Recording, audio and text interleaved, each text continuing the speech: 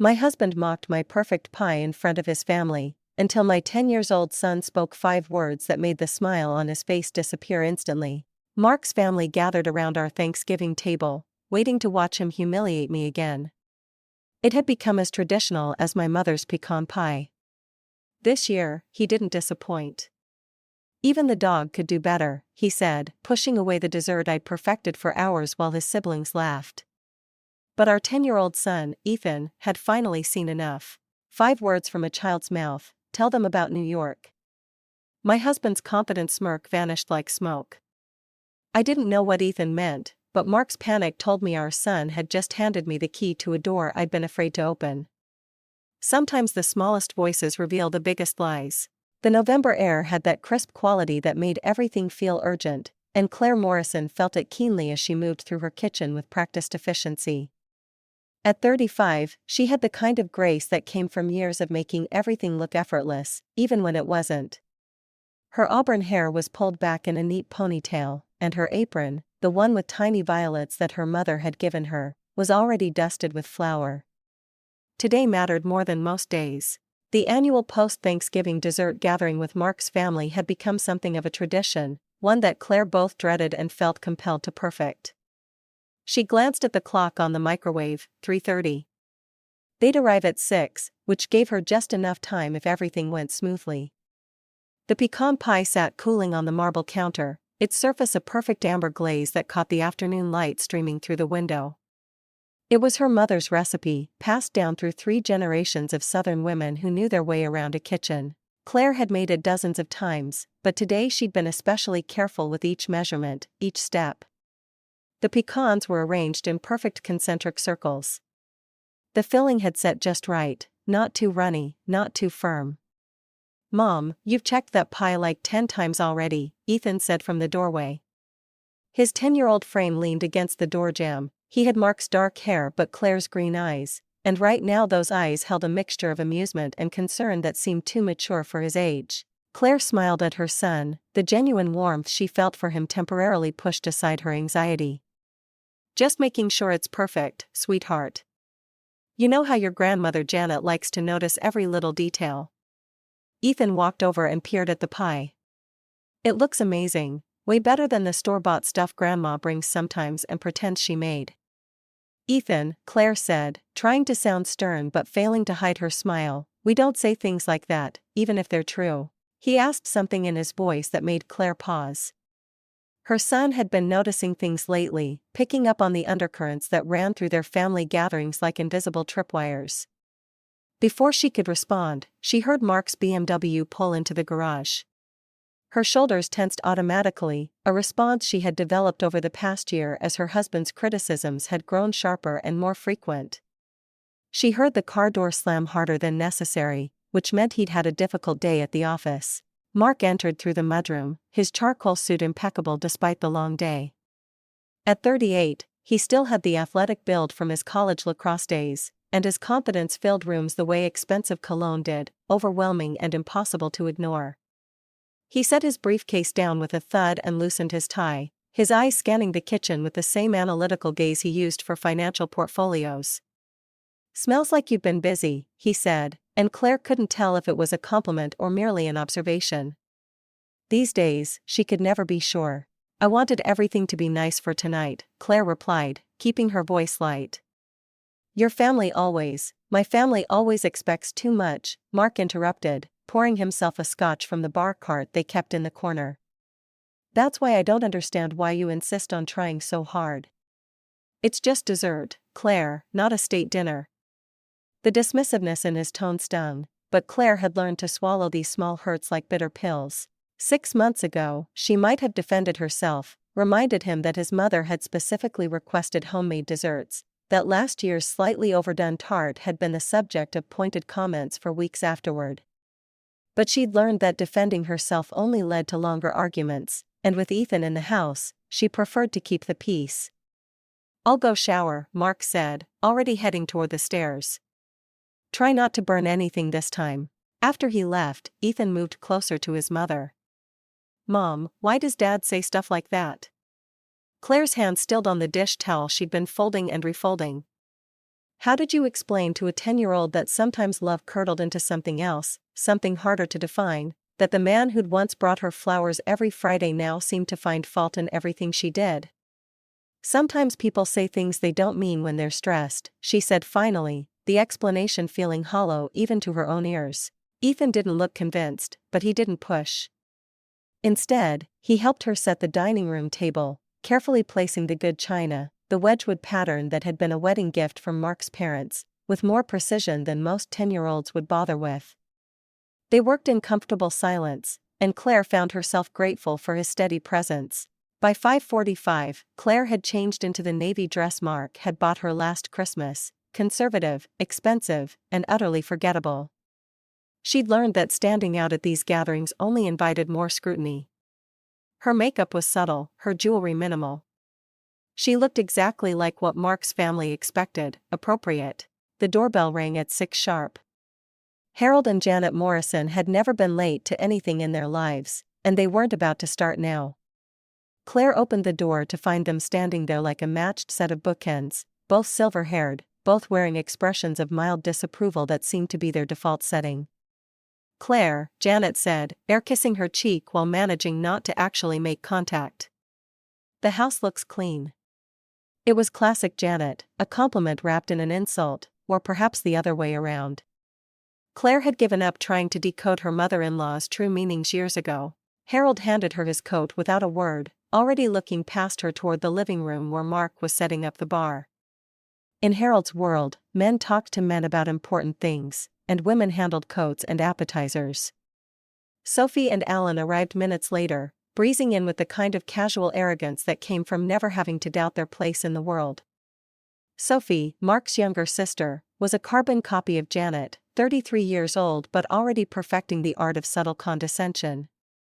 Alan, the baby at 30, still acted like the golden child who could do no wrong. "Claire," Sophie exclaimed with false brightness, "you look rested." That must be nice, having all day to prepare for these things. The implication hung in the air like smoke, that Claire did nothing all day, that her life as a homemaker was one long vacation. Never mind that she had left her marketing career 2 years ago to focus on raising Ethan when Mark's increasing work demands meant someone needed to be home. Never mind that she managed the household, the finances, the scheduling, everything that kept their lives running smoothly while Mark focused on his career. "Let me take your coat," Claire said instead of responding to the dig. She had learned that silence was often the best defense against Sophie's barbs. As she hung the coats in the hall closet, she caught a snippet of conversation from the dining room, Sophie's voice pitched just low enough that she probably thought Claire couldn't hear. "Let's see if she messes this up again." Janet's response was a soft laugh, the kind that agreed without having to say the words. Claire's cheeks burned, but she forced herself to take a deep breath. Last year's tart hadn't even been that burnt, just slightly darker around the edges than ideal.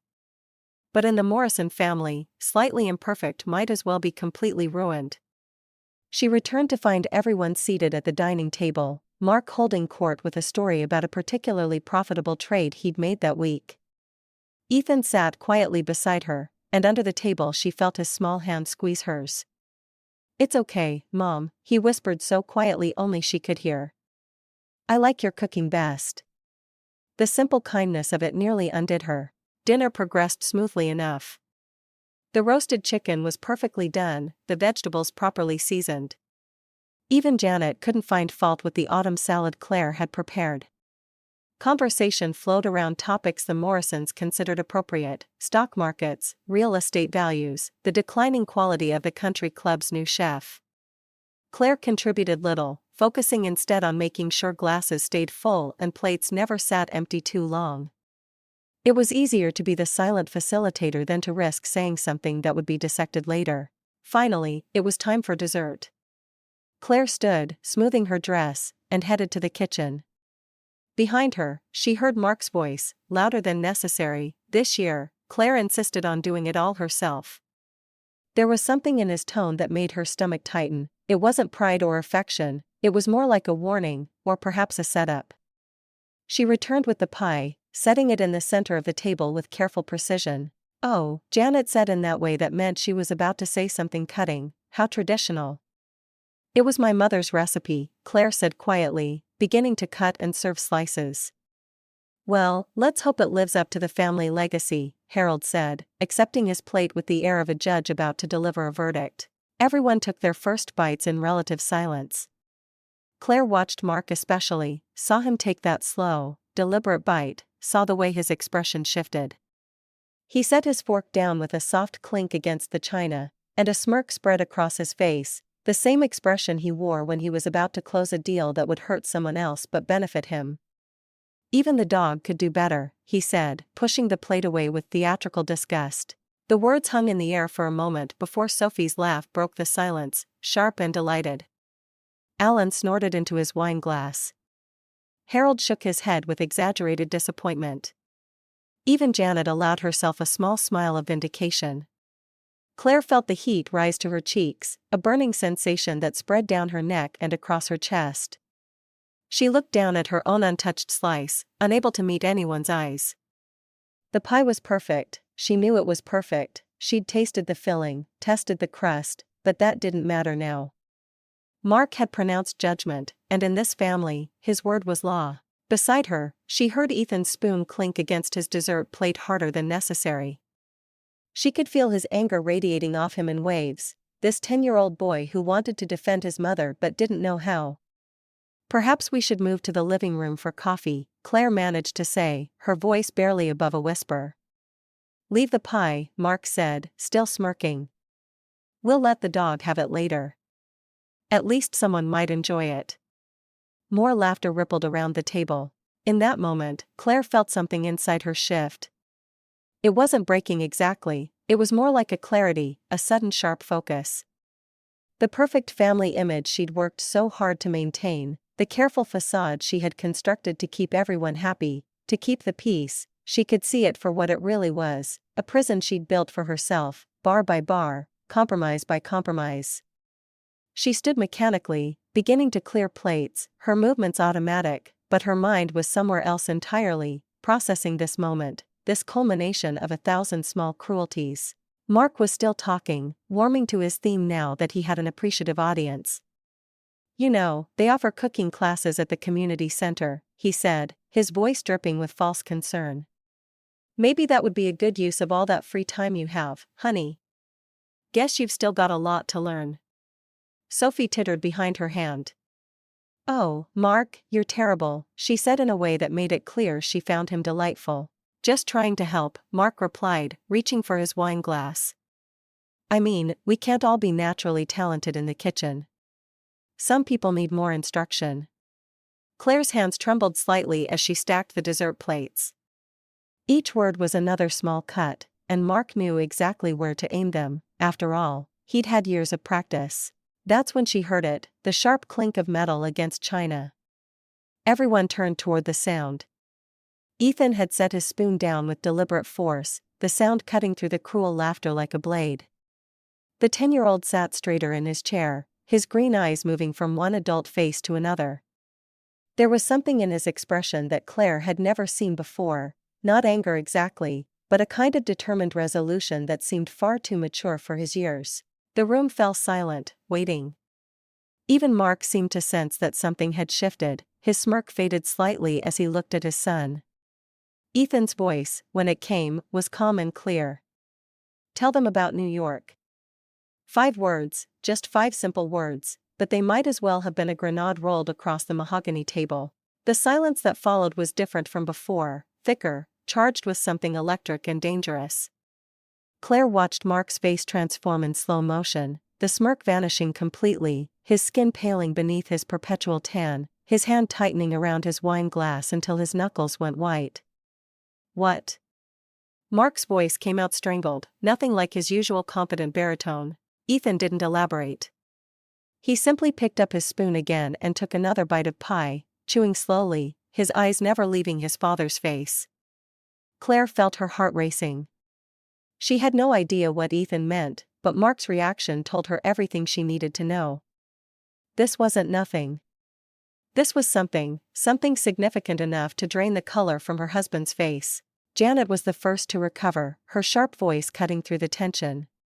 What's in New York, Mark? Mark's laugh came out forced, hollow. Just some work trip. You know how kids are, they get confused about. I'm not confused, Ethan said quietly, still eating his pie with mechanical precision.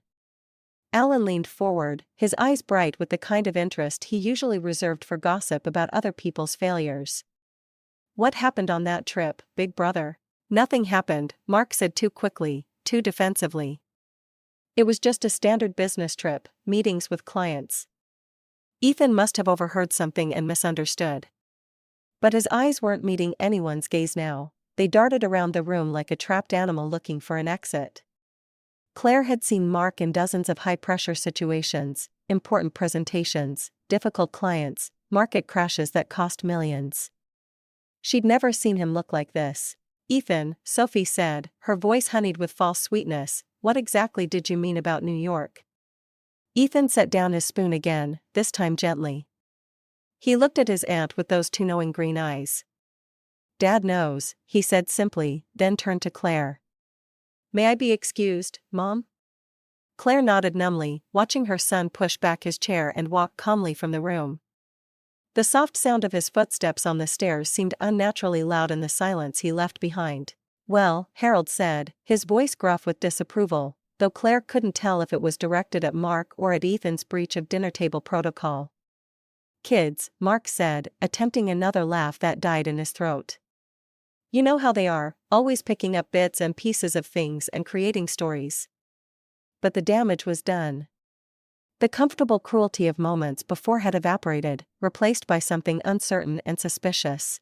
Janet's eyes narrowed as she studied her son, and Claire recognized the look. It was the same one she used when she suspected the housekeeper of stealing silver. Perhaps we should have that coffee now, Mark said, already standing, eager to escape the dining room that had become a trap. I'll help Claire with, sit down, Harold commanded, and Mark sank back into his chair like a chastised schoolboy. Claire can manage the coffee. She always does. Claire moved toward the kitchen on autopilot, but her mind was racing. What did Ethan know? What had he seen or heard? And more importantly, why had Mark reacted like he'd been caught? As she prepared the coffee service, she could hear the strained conversation from the dining room, Sophie trying to fill the silence with chatter about her latest shopping trip, Alan making jokes that fell flat, Janet's occasional sharp questions that Mark deflected with increasing desperation. When she returned with the coffee, the atmosphere was still thick with unspoken questions. Mark jumped up to help her, something he never did, taking the tray from her hands with exaggerated care. Thank you, darling, he said loudly, performatively, his hand lingering on her arm. You've worked so hard tonight. Claire wanted to pull away from his touch, but she was acutely aware of everyone watching, so she smiled the same empty smile she'd perfected over years of family gatherings and let him play the devoted husband. The rest of the evening crawled by in uncomfortable fits and starts. Harold tried to steer conversation toward safe topics, the economy, the weather, anything but New York. But it was like trying to ignore an elephant in the room, every pause in conversation seemed to echo with Ethan's 5 words. Finally, mercifully, Janet announced it was time to leave. We have an early morning tomorrow, she said, though tomorrow was Sunday and Claire knew they had nothing planned. The goodbyes were stilted, formal. Sophie hugged Claire but whispered, "What was that about?" in her ear. Claire could only shrug, playing ignorant even as her mind churned with possibilities. Alan clapped Mark on the shoulder, but there was something knowing in his expression. "Take care, brother," he said, and it sounded more like a warning than a farewell. After they left, Mark immediately went to his office, closing the door firmly behind him. Claire stood in the hallway, listening to the muffled sound of his voice. He was on the phone, speaking urgently but too quietly for her to make out the words. She climbed the stairs slowly, stopping at Ethan's room.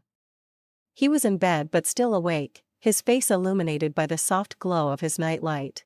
"Ethan," she said softly, sitting on the edge of his bed, "what was that about? What happened in New York?" He looked up at her with those serious green eyes. "I'll tell you later, Mom. I promise. I couldn't let him keep being mean to you. Not tonight." Claire felt tears prick at her eyes. Her 10-year-old son had tried to protect her, had found some weapon to use against his father's cruelty. She should probably scold him for speaking out of turn at dinner, for creating a scene.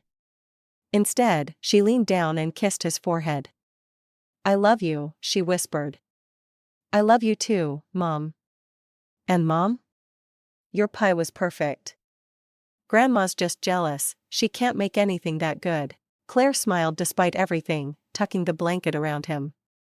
But as she left his room, the smile faded. She needed to know what Ethan knew. She needed to understand what had made Mark look like his world was collapsing.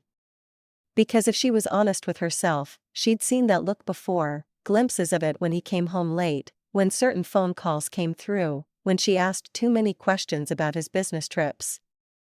She'd ignored it, rationalized it, told herself she was imagining things. But Ethan's 5 words had changed everything. The house felt different after everyone left, like the air itself was holding secrets. Mark had barricaded himself in his office, and Claire could hear the occasional burst of muffled conversation through the door. She busied herself with cleaning up, but her movements were mechanical, her mind elsewhere. After loading the dishwasher and wiping down the counters, she noticed Mark had left a suit jacket draped over a kitchen chair. Without really thinking about it, she picked it up to hang it in the closet.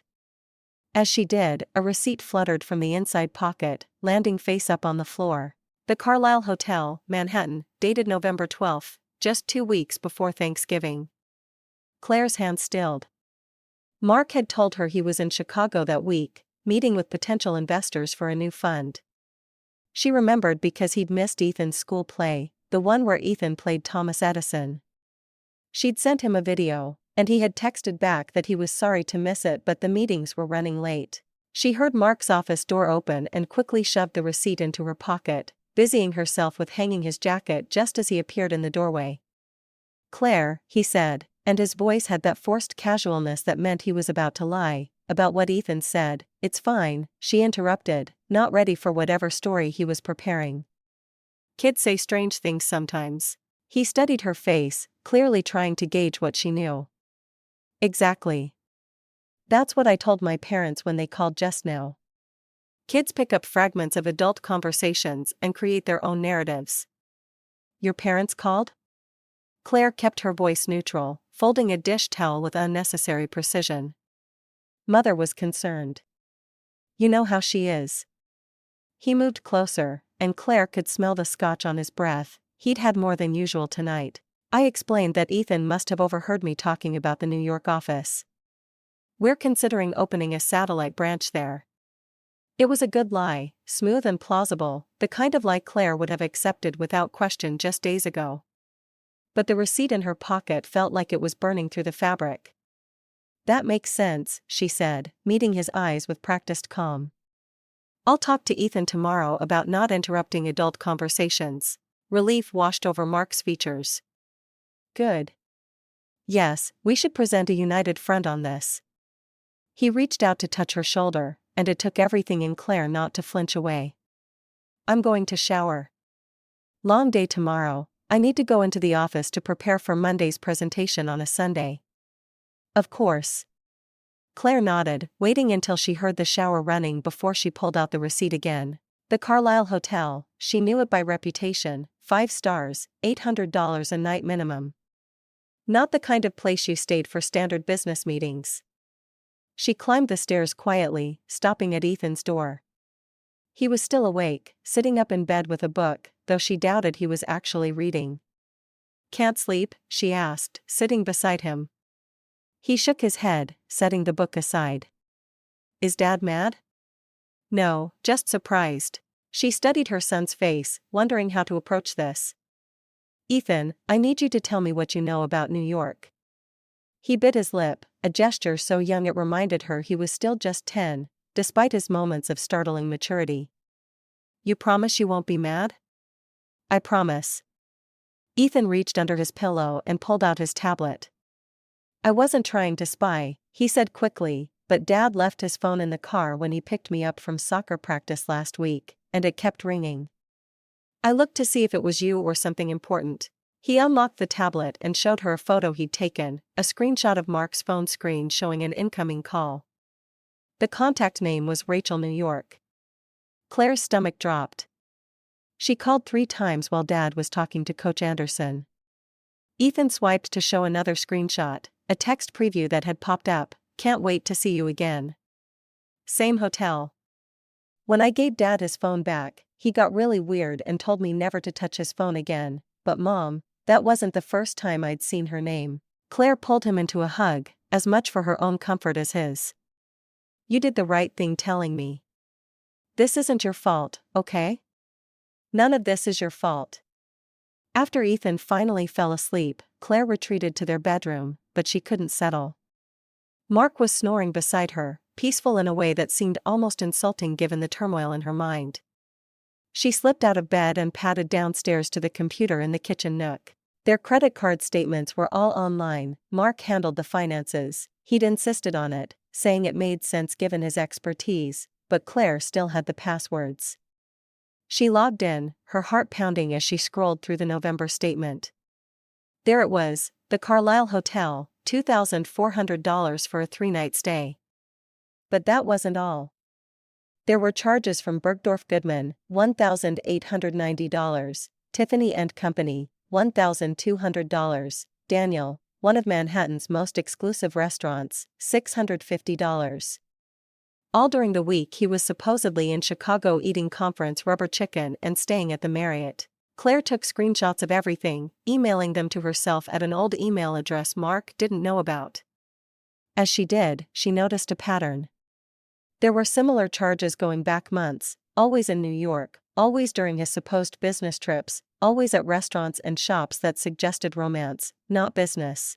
The next morning was Sunday, but Mark left early as promised, kissing her cheek in a perfunctory way that made her skin crawl now that she knew what she knew. As soon as his car pulled away, Claire called Maya. Maya Blackwell had been Claire's roommate in college and was now a paralegal at a law firm downtown.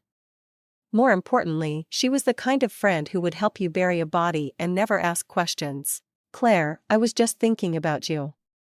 How was the family dinner from hell?" "Maya, I need your help." Claire's voice was steady, but Maya must have heard something in it because her tone immediately shifted.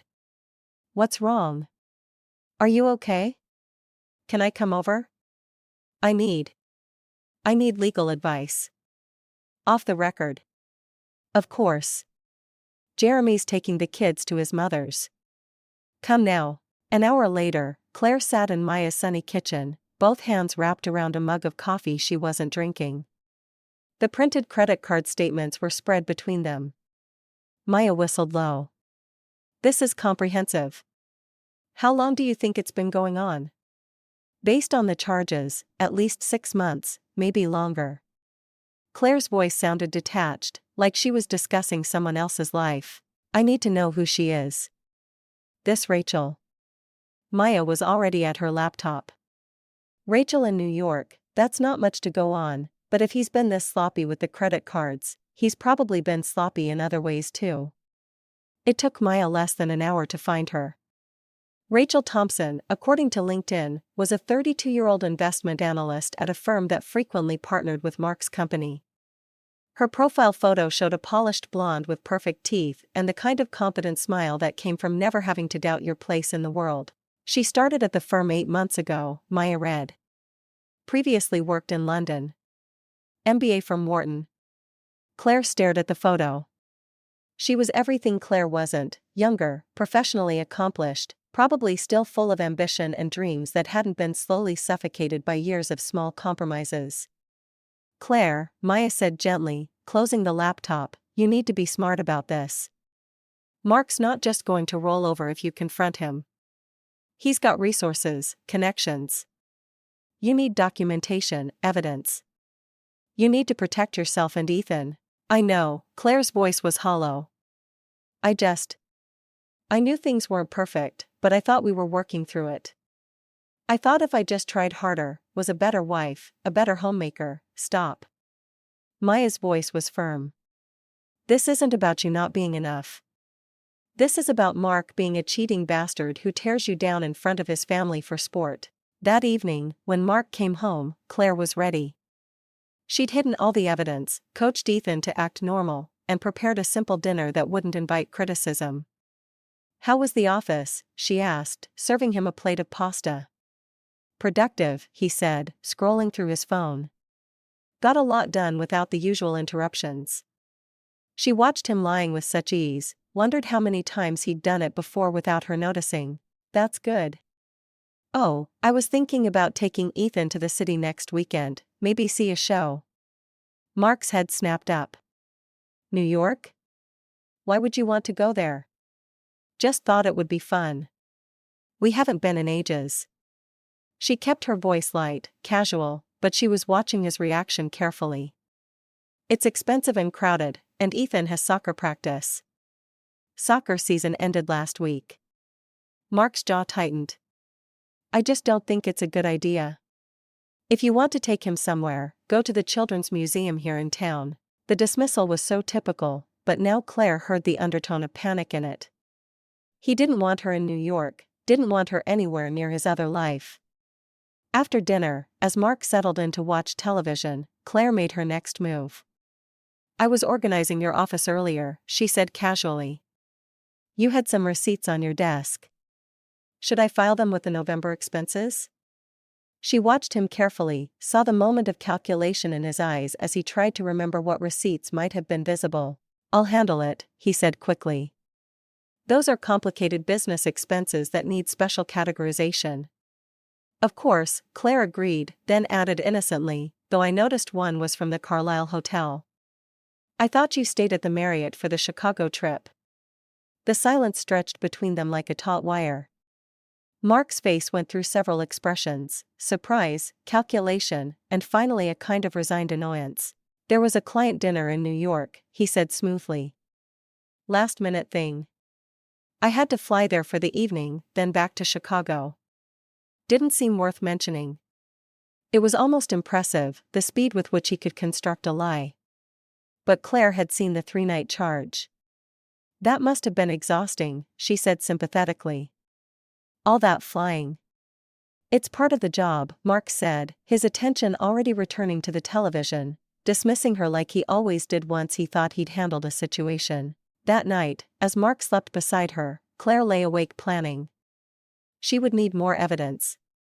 She would need to be careful. But for the first time in years, she felt something other than resignation. She felt determined. The perfect family image hadn't just cracked, it had shattered. And Claire was done pretending otherwise. When she finally fell asleep, she dreamed of pie, perfect and golden, and of Ethan's calm voice saying 5 words that changed everything.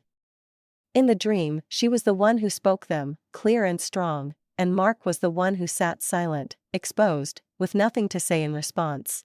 The morning after Claire's discovery, she woke with a strange sense of clarity. Mark had already left for his morning run, his Sunday routine that she now wondered about. Was he really running? Or was that another lie, another opportunity to make phone calls he didn't want her to overhear?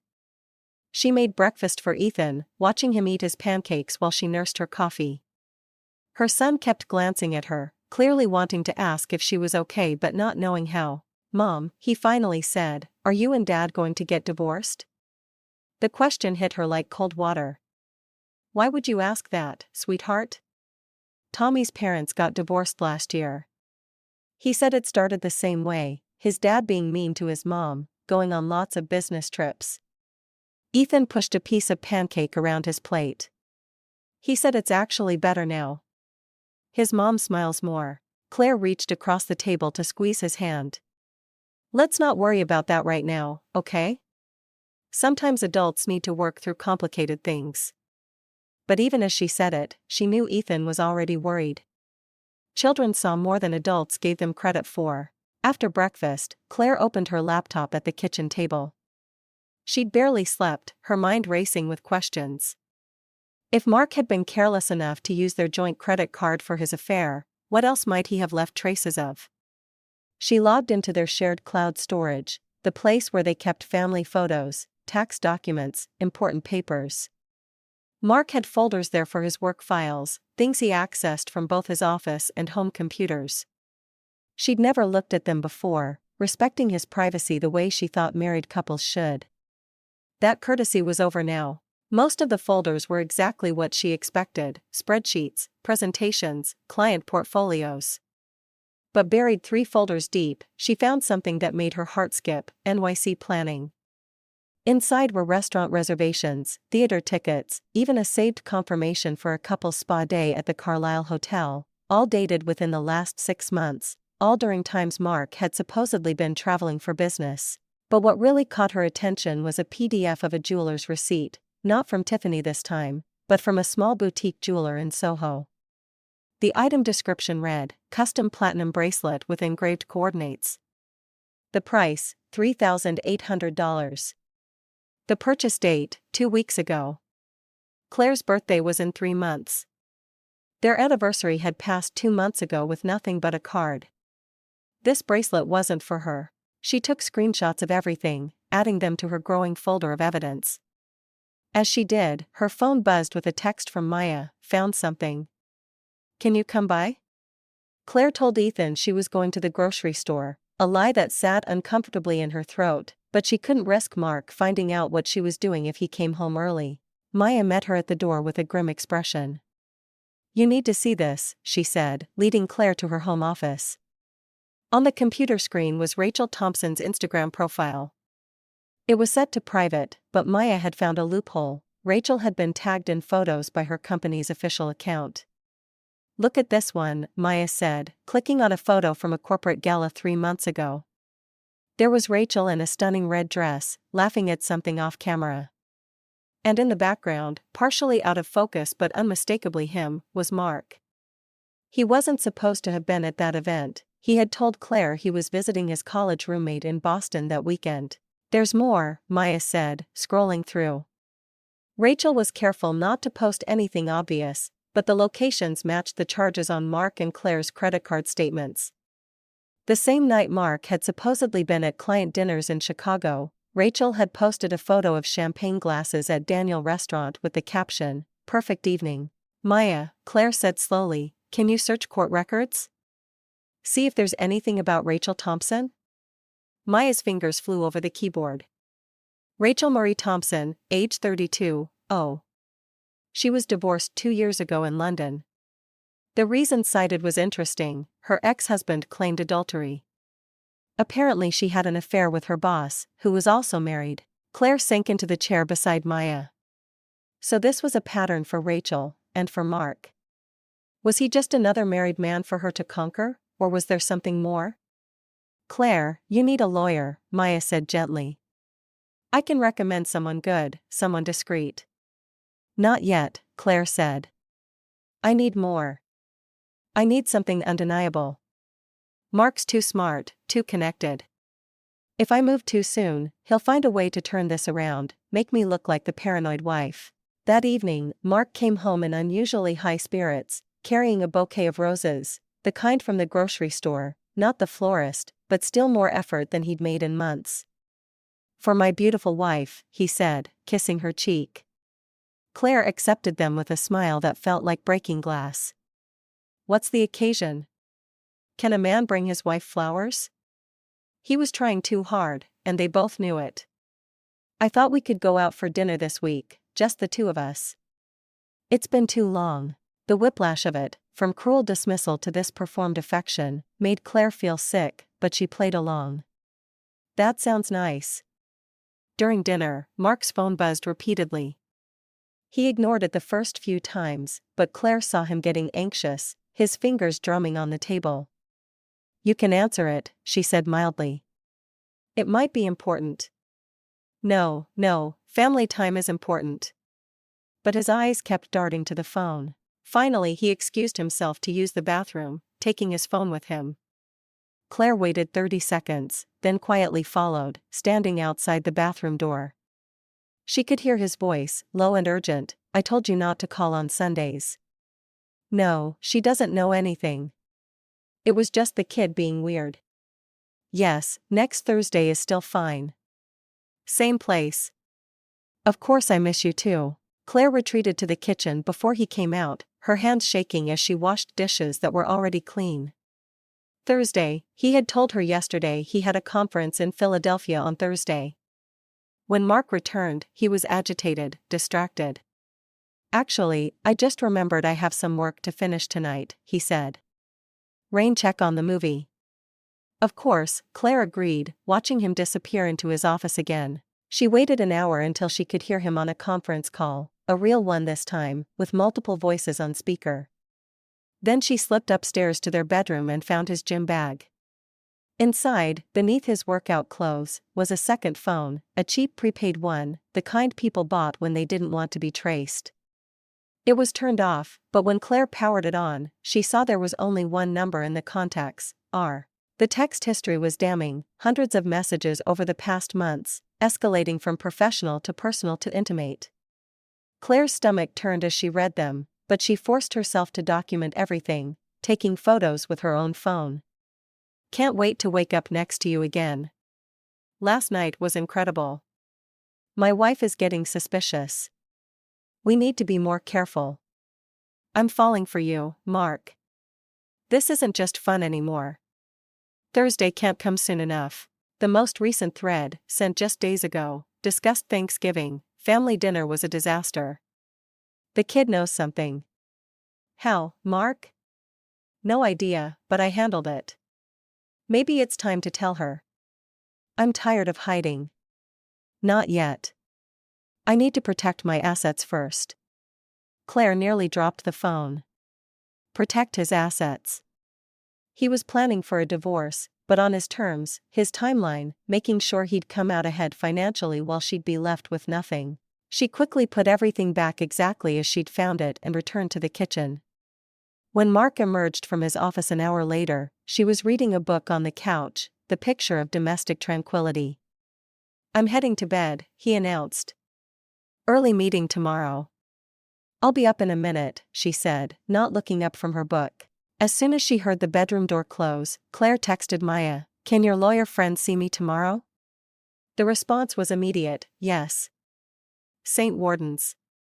Bring everything." That night, Claire lay beside her sleeping husband, staring at the ceiling.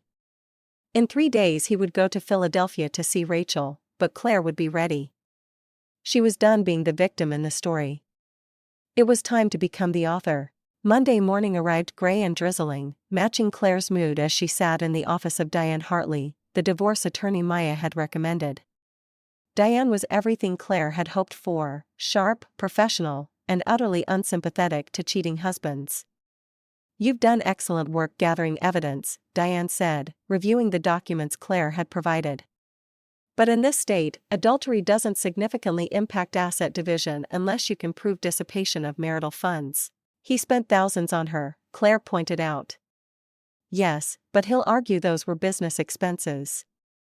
He's in finance, client entertainment, networking events. It's hard to prove otherwise." Diane leaned back in her chair.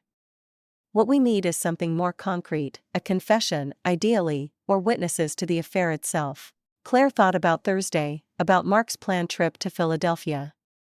An idea began to form, one that made her feel both sick and exhilarated. "What if I could get him to admit it in front of his family?" Diane raised an eyebrow. "That would certainly help. Witnesses to a confession, especially hostile ones, are valuable. But how would you manage that?" Claire smiled for the first time in days. "Leave that to me." She spent Tuesday and Wednesday planning, each detail carefully considered. She called Janet on Tuesday afternoon, her voice carefully calibrated to sound hesitant, uncertain. "Janet, I wanted to apologize for Ethan's behavior at dinner the other night. I'm actually concerned about him, he's been saying strange things lately." Janet's voice sharpened with interest. She loved being brought into family drama, especially when it let her feel superior. "What kind of strange things?" "Well, he keeps talking about this woman named Rachel. Says he heard Daddy talking to her. I think he might be making up stories for attention." Claire paused, then added, "I'm worried he might say something at school. You know how people gossip." The hook was baited perfectly. Janet's greatest fear was public embarrassment, the Morrison name being dragged through the mud. "We should discuss this as a family," Janet declared. "Come for dinner Thursday, all of us together. We'll get to the bottom of this behavior problem." Oh, but Mark has a conference in Philadelphia on Thursday. I'll call him myself, Janet said. He can delay his trip by a few hours for something this important. Claire smiled to herself. Janet Morrison ordering her son to appear was something Mark couldn't refuse, conference or not. Wednesday evening, Mark was furious. I can't believe you involved my mother in this, he hissed, pacing their bedroom. I have important meetings. Your mother insisted, Claire said innocently. She's worried about Ethan. You know how she is about family reputation. Mark rubbed his face, clearly calculating. Fine. But we're presenting a united front. Ethan is going through a phase, maybe acting out because of school pressure. We both agree on this story. Of course, Claire agreed. A united front. Thursday arrived cold and bright. Claire dressed carefully, not the usual conservative outfit Janet would expect, but something with a bit more confidence, a burgundy dress she had bought years ago but rarely wore, one that Mark had once said made her look like she was trying too hard. She was done trying to please any of them. Ethan sensed something different about her. You look nice, Mom, he said as they got in the car, like you're going somewhere important. We are, she said, squeezing his hand. Tonight's important. Just remember, no matter what happens, I love you, and none of this is your fault. He nodded solemnly, and she saw that same determined look from the Thanksgiving dinner in his eyes, her brave little boy. They arrived at the Morrison house at 6 sharp, Mark's BMW was already in the driveway. He'd come straight from work, just as she'd expected. He wouldn't have had time to cancel properly with Rachel, wouldn't have been able to explain without raising suspicion. Inside, the family was already gathered in the formal living room. Harold looked irritated at having his evening disrupted. Sophie and Alan had the eager expressions of spectators at a boxing match. Janet sat regally in her favorite chair, ready to hold court. And Mark looked trapped, checking his phone every few seconds, his leg bouncing with nervous energy. Let's address this directly, Janet began without preamble. Ethan, this behavior of making up stories needs to stop. Ethan looked at his grandmother calmly. I didn't make anything up. Don't talk back to your grandmother, Mark snapped, his voice sharper than necessary. Claire put her hand on Ethan's shoulder. Actually, I've been thinking about what Ethan said. Maybe we should hear him out. Mark's head whipped toward her. Claire, I know what we discussed, she said evenly. But I think your family deserves the truth. The room went very still.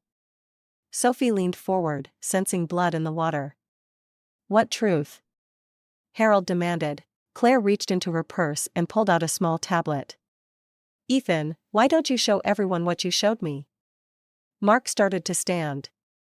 This is ridiculous, sit down, Harold commanded, and Mark sank back into his chair. Ethan took the tablet and pulled up the screenshot, Rachel's contact with a heart emoji, the text about meeting at the same hotel. He passed it to Janet, whose face went very pale. This proves nothing, Mark said quickly. That could be anyone, a client with a heart emoji? Sophie asked, her voice dripping with false concern. Claire pulled out the credit card statements next, laying them on the coffee table like playing cards. The Carlisle Hotel. Tiffany. Bergdorf Goodman. All during your Chicago trip. Mark's face was greening. You went through my things, our things, Claire corrected. Our credit cards, our accounts. This is a violation of privacy. Like your affair is a violation of our marriage. The word affair hung in the air like a struck bell. Janet gasped. Harold's face darkened. Alan actually laughed, a short, surprised bark. Mark's phone rang, cutting through the tension. The screen lit up with R. Answer it, Claire said softly. She's probably wondering why you're late. Mark grabbed the phone, declining the call, but it immediately rang again. Popular tonight, Alan observed. Mark was sweating now, his carefully constructed image crumbling in real time. You don't understand.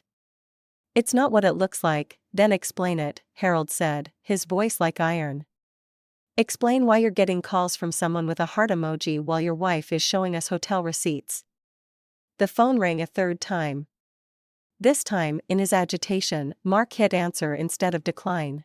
Rachel's voice filled the room through the speaker. He'd accidentally put it on speakerphone. "Mark, where are you? I've been waiting for an hour. The champagne's getting warm." Mark frantically hit the end button, but it was too late. Everyone had heard. Sophie covered her mouth. Janet stood up, her face a mask of fury. "In front of your son," she said, her voice shaking. "You're doing this in front of your son?" "Mom, I can explain, don't."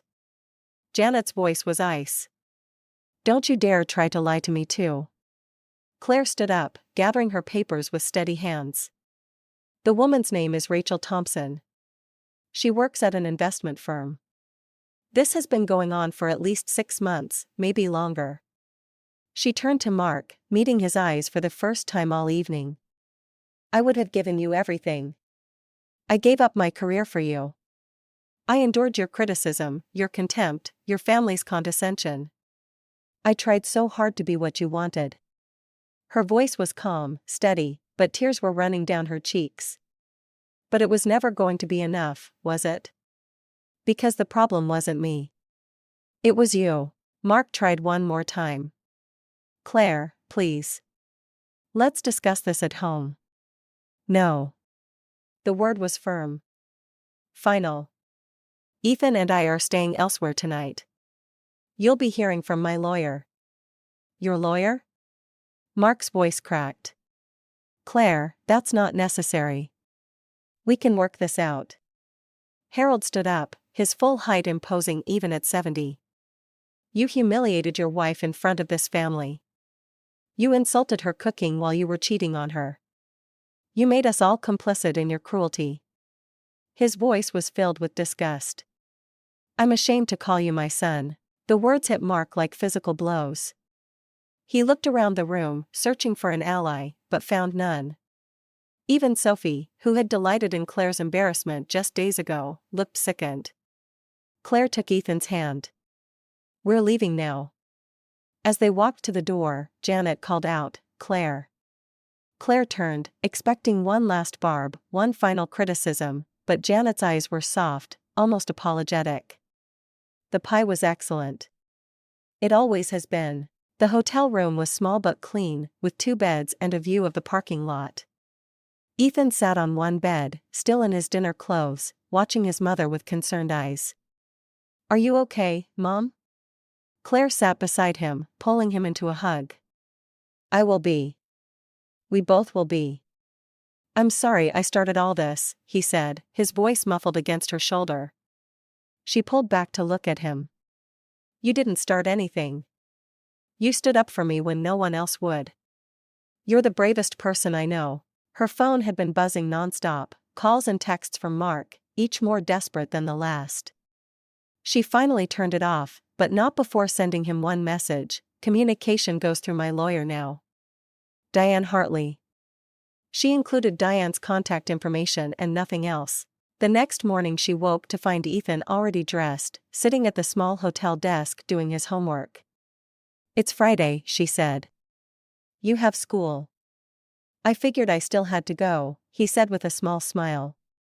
The normalcy of it, her son doing homework, getting ready for school, made her realize that life would go on, different, but it would continue. She dropped him at school with a promise to pick him up later, then headed to Maya's house. Her friend met her at the door with coffee and a hug. "Word travels fast in the Morrison circle," Maya said. 3 people have already called me for details." "What are they saying?" "That Mark showed up drunk at his parents' house at midnight, begging them to talk to you." Harold literally shut the door in his face.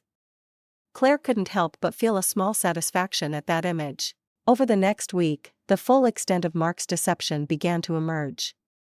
Diane, her lawyer, hired a forensic accountant who discovered Mark had opened a separate bank account 6 months ago, slowly siphoning money from their joint investments. He'd been planning his exit strategy while Claire played the devoted wife. But his arrogance had been his downfall. He never imagined Claire would find out, or that if she did, she'd do anything about it. He certainly hadn't expected her to expose him in front of his family. The divorce proceedings moved quickly.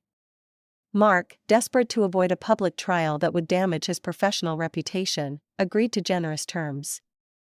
The house would be Claire's, along with 60% of their assets and substantial alimony. He would have weekends with Ethan, though his son made it clear he wasn't interested in overnight visits anytime soon. 3 weeks after that dinner, Claire stood in her kitchen, really hers now, making pecan pie.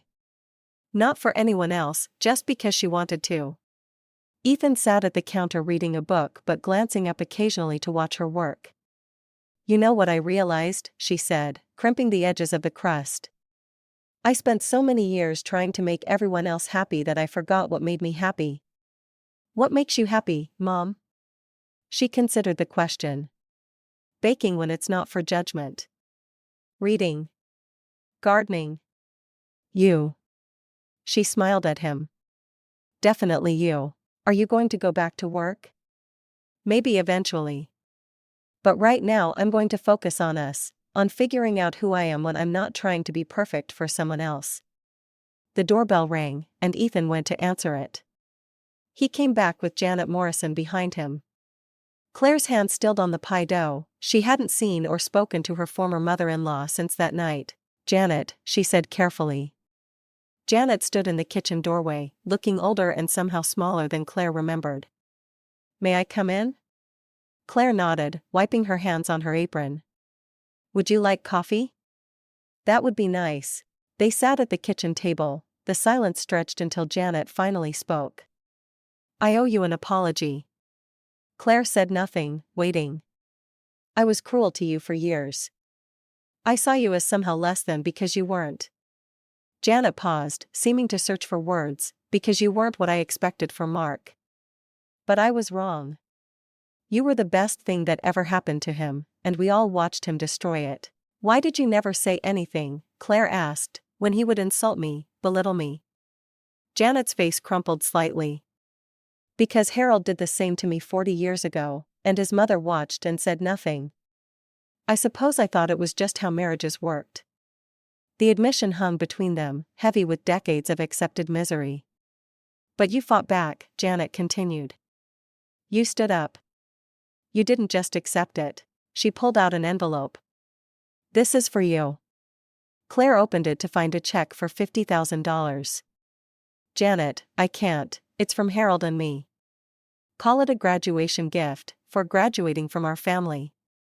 Janet's smile was sad but genuine. "Use it to start over. Go back to school. Travel. Whatever you want."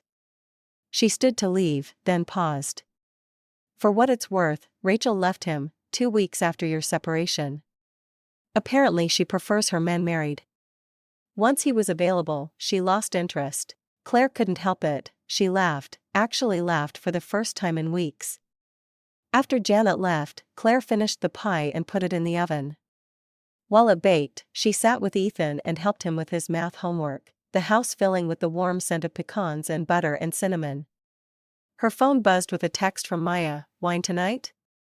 I want to hear everything."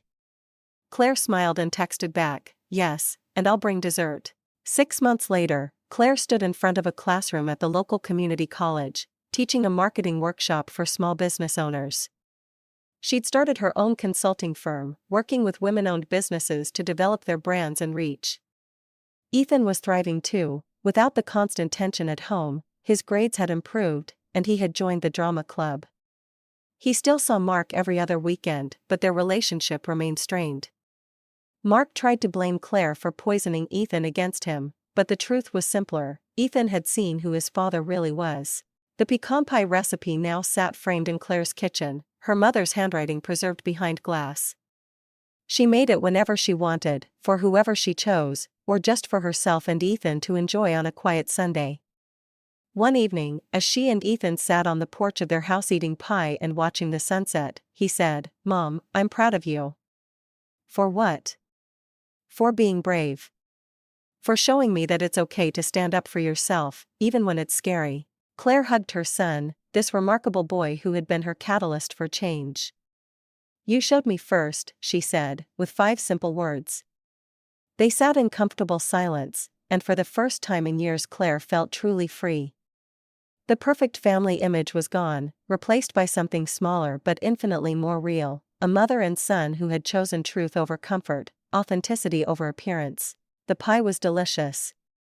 It always had been. Now, finally, she could enjoy it without waiting for someone else's approval. She took another bite, savoring not just the familiar flavors of her mother's recipe but the sweet taste of freedom, of choosing her own path, of no longer needing to be perfect for anyone but herself. In the distance she could see Mark's BMW drive past. He still lived in the neighborhood, in a small apartment near his office. He slowed as he passed their house, perhaps hoping for a glimpse of the life he'd thrown away. But Claire didn't look up, didn't acknowledge him. That chapter was closed. She and Ethan had written themselves a new story, one where criticism couldn't diminish them, where their worth wasn't determined by others' opinions, where love meant support, not judgment.